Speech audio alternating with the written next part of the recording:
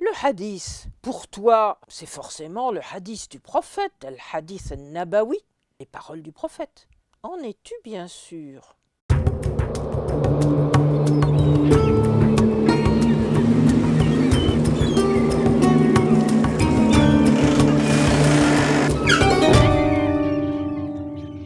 Reprenons notre petit jeu de grammaire et enlevons les voyelles. Il nous reste H, D et SE, qui est une seule consonne, le SA, un peu comme le SE anglais. Nous obtenons donc le verbe hadatha. Et contrairement à ce à quoi tu pourrais t'attendre, hadatha ne signifie pas dire quelque chose, mais ce qui se produit et ce qui arrive comme un événement réel et aussi comme quelque chose de nouveau. Maintenant, tu peux mieux comprendre le lien qu'il y a avec la parole, notamment avec le verbe dérivé haddatha, avec le renforcement du dé qui signifie parler de ce qui s'est réellement produit. Dans le Coran, tu trouveras donc le terme hadith avec le sens de récit véridique, autrement dit un récit qui relate ce qui s'est produit. Le hadith se rapporte donc uniquement à des événements du passé. On le trouve dans le Coran quand il s'agit de faits antérieurs donnés en exemple, soit négativement, soit positivement.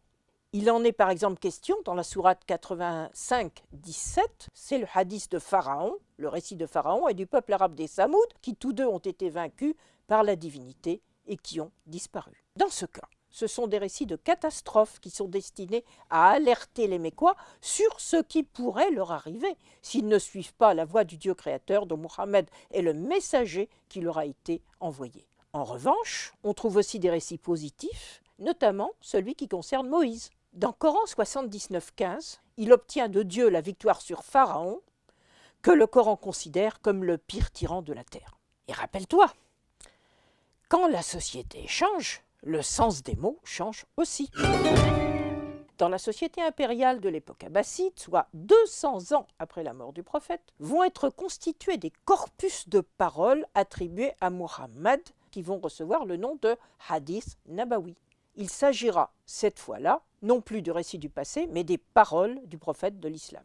Par contre, si le sens du mot change, le cachet d'authenticité lié à sa racine et au verbe hadatha, lui, ne change pas.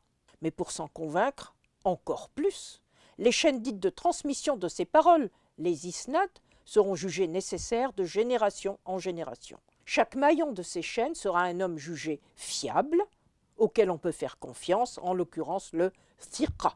Du point de vue de l'historien, toujours attaché à mettre les faits et les choses en chronologie et en contexte, ce corpus largement postérieur au temps du prophète mérite d'être soumis à questionnement en fonction des enjeux de son temps. À très bientôt pour un autre mot du Coran et son histoire.